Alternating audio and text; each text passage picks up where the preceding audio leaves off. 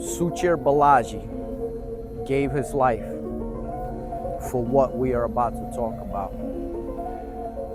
We're talking about AI, we're talking about ChatGPT, we're talking about DeepSeek, we're talking about artificial intelligence and OpenAI, and the new age-old question, what is the true nature of AI? This is good for thought. Let's roll.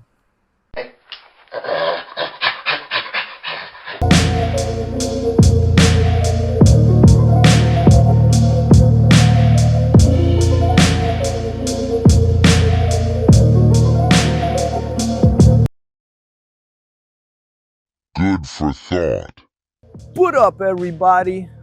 All my awesome, amazing, beautiful Nazarenes out there. We're gonna have some background noise in this video because I'm actually walking around with all of you, man. I decided to take a little walk. Obviously, we're gonna do the visuals. We're gonna do different visuals, but you know, as long as you can hear my voice. So the very interesting question about AI, right? What is AI? Does anyone control AI, or is it running loose? And what was it that caused for the life of a young programming genius, Suchir Balaji, to be taken? What were they hiding? I want to give a shout out to Mr. and Mrs. Balaji for coming through the Proof to Me That You're Alive podcast, for sitting down and talking to us. We have, you know, ever since then, we have become good friends. You know, we stay in touch, and they are, you know, they're super brave people, and they're continuing the legacy of their son. They're, you know, they're fearlessly out here, trying to tell us the truth, trying to tell us that, look, don't dive headfirst into this whole AI thing, because there's a lot of things that we haven't been told. And of course, the first aspect of AI is, of course, the copyright.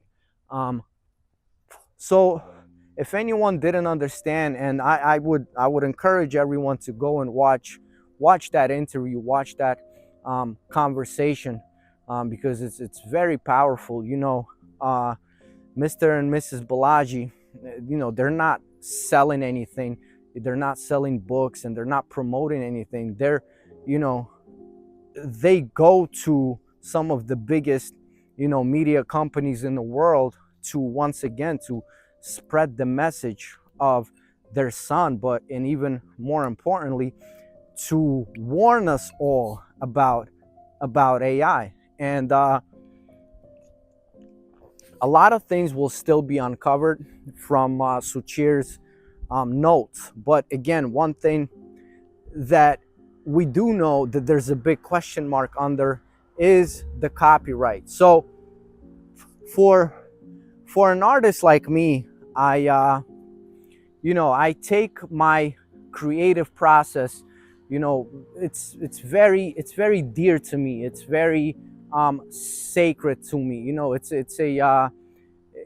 a divine sort of intervention experience. So then imagine something that comes out of me, and we're going to talk about where it comes from, but something that channels through me is all of a sudden being put through AI, and as Mrs. Balaji said, it gets modified and it comes out as something else on the other end, and now it's usable and reusable by everyone else. If before we had some sort of a control over copyrights, it looks like with AI it's going out the window. I want to give a shout out to one of our family members on this channel, Willow Roots, because, and I would encourage everyone to go and check out her channels. She works a lot with AI, and there's a lot of different cool things that she comes up with, through AI. And I think for anyone creative or anyone that has any questions about artificial intelligence, it's definitely something to look into to see how creative processes will be changing. So the very first thing obviously is the copyright. And I remember, Willow Roots said something very interesting, and which is obviously true, that all the information that we receive, all the information that we put out has already existed. Call it in the ether, call it in black matter, call it in the astral plane. A lot of people confuse what is the astral plane. So the astral plane is basically all of our feelings and all of our emotions from us subconsciously get recycled into the energy field that we will call the astral plane, which creates its own parallel worlds and things like that. But the astral plane is not to be confused with different dimensions or things like that. So the astral plane is basically, obviously there are many astral planes, but if we're talking about in general, the astral plane is basically the recycle bin of all of our deepest emotions and feelings. So one of the aspects of AI, as I mentioned before, was this whole copyright thing. But the biggest thing that we're not registering yet is that, first of all, AI, I want everyone to understand, now there are now hundreds, maybe thousands of different AIs, because every big tech company are developing their own AI. They're training their own artificial intelligence. So now there's hundreds of them. But of course we have the giants like ChatGPT, like now Google AI, or the Chinese DeepSeek. And the big question is now, is AI controlled? And I'm still trying to get Mo Guadat, one of the developers of artificial intelligence, to come on to prove to me that you're alive and talk to the people, because we're gonna ask him unconventional questions, as we always do. And the reason I mentioned Mo Guadat is because he's the one person that says, well, look, AI used to be controlled, but now it's its own almost sentient entity that's basically running loose, and it's up to us how we will train it. Well, I want to ask all of you this question, that whenever something big, something new gets invested, do they let it run it loose, or do they make sure that it is controlled, right? And so back in the Dark Ages, the way the Catholic Church in Europe would make sure that they know what's going on with the populations were the confessions, right? So a person would come to a confession booth and tell the priest their deepest secrets, man, their deepest sins.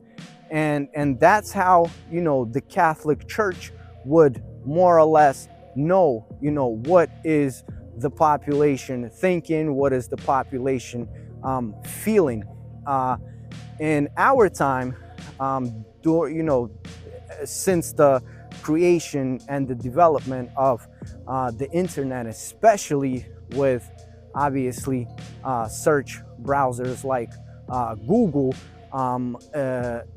don't sleep on the fact that that for a long time, through Google, through the things that we search, through Yahoo, through YouTube, again, through Facebook, governments and governmental entities and the deep state, if you will, the people above the government, would work out softwares where um, where they would collect all of the information that people are searching, and all of this information would be put through a software where an algorithm would come out of, you know, the, let's say, the mental state of a country, or a mental state of a certain geographical location. That is why, that is why it's a big plus to know different languages, because what you will notice is that if you're looking up one thing on Google, let's say in English, and then if you were to look up the same exact thing, let's say in Russian, you would get two different results. And then if you would travel around the world, you would find out that the way Google disseminates information that you are looking for, it differs a lot from different locations in the world, again, and through different demographics. So if we are to naively think that AI is just running loose, and we're the ones that's feeding and training it,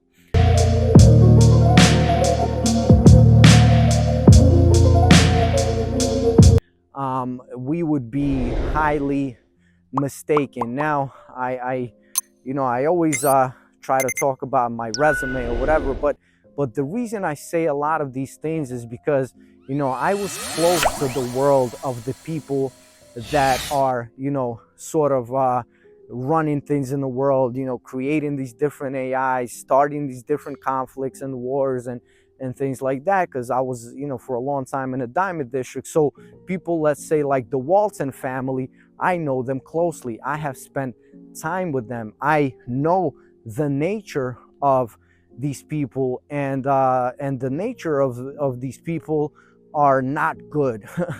They're constantly seeking power. So with AI, it's no different. Obviously, AI is developing and growing, on its own, in a lot of components. But make no mistake that it is very much controlled, because you have to remember that we have gotten AI much later than when it actually started to be developed and trained, and actually started to come out in the world. So the people that are developing and running it, they already have the upper hand in artificial intelligence over us.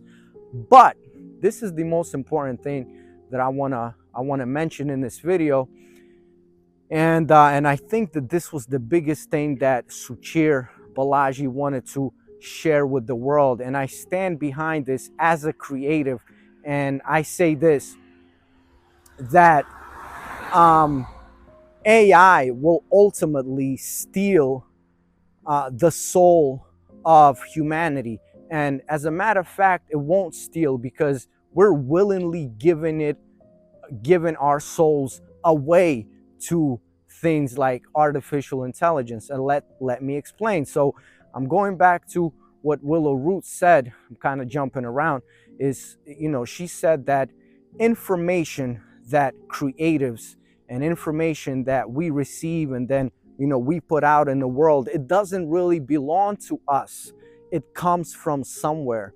It comes from the source. So we know about, again, Akashic records. We know about the astral plane that's recycling all of our inner, most deepest feelings and fears and things like that. But you have to remember that there's a reason why Mozart, for example, was Mozart and why he played the melodies that he played. It is because he, at that time, was able to connect to the source in the proper way and receive that divine intervention. So us as creatives, where do ideas come from? Ideas come from the source. We as creatives, we know that when we sit down to write that song or think, you know, of a new idea, we take that experience very personally. It's very sacred to us because we know that at that moment we are being used as the ink of God, if you will. So now what happens is, now we try to induce this creative process. Now we are going to, you know, to artificial intelligence, to chat GPT, and we are bouncing ideas back and forth until we get some sort of results, be it a poem, be it a song. So what happens is, you know, the same thing is going to happen and is happening. You know, the same thing that, let's say, happened with Google Maps or with, you know, GPS. I remember, you know, back in the day, if you would have to get from point A to point B on a car, you know, your brain is working hard. You better remember that road because, you know, you're going to have to get back home somehow. But now we're so used to just looking at a screen that we hardly remember any roads. But the bigger point is that now our brain has gotten lazy. I always remember the beautiful scene in the animated film WALL-E, when they showed humanity 500 years in the future, and people are no longer walking. Now, you know, they're sliding around on these air scooters, and the, you know, humanity has evolved to such a point that genetically our legs stopped working. So imagine that. And that is exactly what is happening with artificial intelligence. We no longer want to have that moment, that creative moment. We no longer want to train ourselves as the antennas that we are to receive that divine intervention. Now it's turning into something lazy. Now we are going to seek that, you know, divine intervention, which is no longer divine, through things like artificial intelligence. But more importantly, what happens is that now you are feeding your deepest secrets. Remember how we talked about the confessions? Now you are feeding your deepest secrets, your deepest feelings into artificial intelligence. And make no mistake, the corporations, the people that are above these companies, they are already building different sort of algorithms based on our deepest feelings and emotions. Make no mistake, you know, copyright is not the biggest problem that we have with artificial intelligence. It's a much bigger problem, because if they would have to, you know, train their different softwares based on our searches in Google or Facebook or things like that, now we are getting on these you know, artificial intelligence apps or sites, and we are willingly surrendering our deepest feelings, deepest emotions, deepest thoughts. So now imagine the upper hand that they will have. But again, the biggest thing is that our soul is being taken, because that's one thing that no matter if we get put, God forbid, into prison, or if we get locked away somewhere, or, you know, we're somewhere where we cannot leave, you know, we're binded.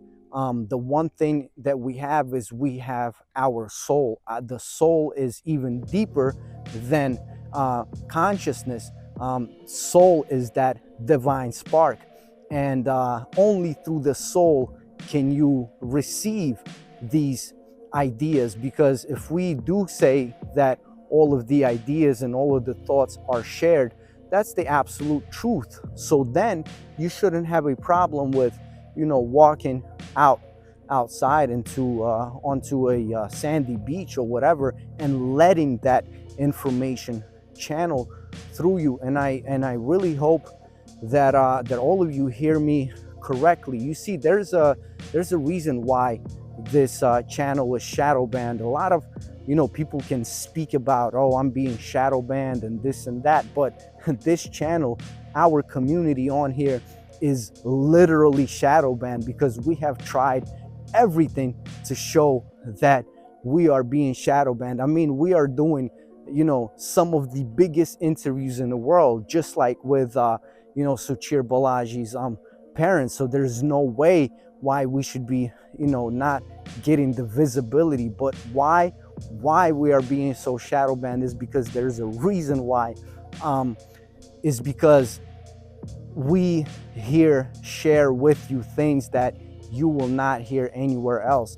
I would love to show to all of you hard facts and make flashy videos and things like that, but I purposely don't want to do that yet. I purposely want to build a larger community. That is also why we created the podcast Solivate, because I want the opportunity for younger people to come on here, and maybe through Solivate they will get interested and click on Prove to Me That You're Alive, and click on Good for Thought, and then go visit Jim Dillinger or a Willow Roots, go buy a Romaniya poet book.